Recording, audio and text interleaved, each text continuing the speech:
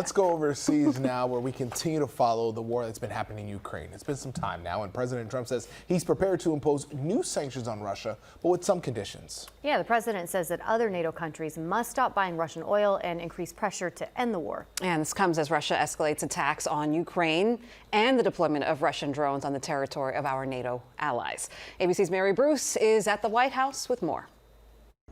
Well, for weeks, President Trump has been threatening to impose tough sanctions on Russia. Now he says he's ready to go ahead, but only if NATO allies agree to his unlikely conditions.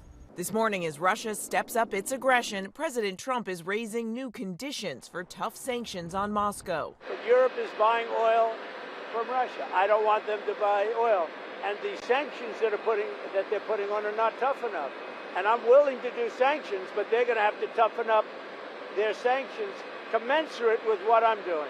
Trump saying he'll sanction Russia, but only if NATO countries do the same and agree to impose sanctions on China, an unlikely scenario. He's also demanding NATO members stop buying Russian oil and gas. This is, in a way, a bit of an empty threat. For weeks, the president has threatened Russia with economic consequences, but never followed through, blowing past his own deadlines. On Capitol Hill, the pressure growing from some Republicans who say it's time to act now. I think appropriate sanctions on Russia are far overdue. It comes as tension is running high in Eastern Europe.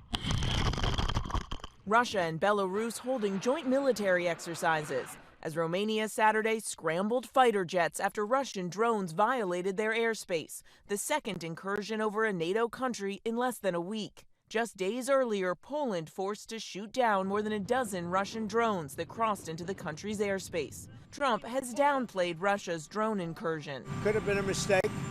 Could have been a mistake. But Poland insists it was deliberate. Texas Congressman Michael McCall telling ABC he believes it was too. With all deference to the president, I don't think that was a mistake. I think Putin is testing the resolve of NATO.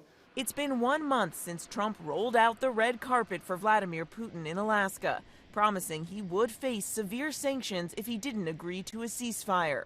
Since then, though, Putin has only escalated the war.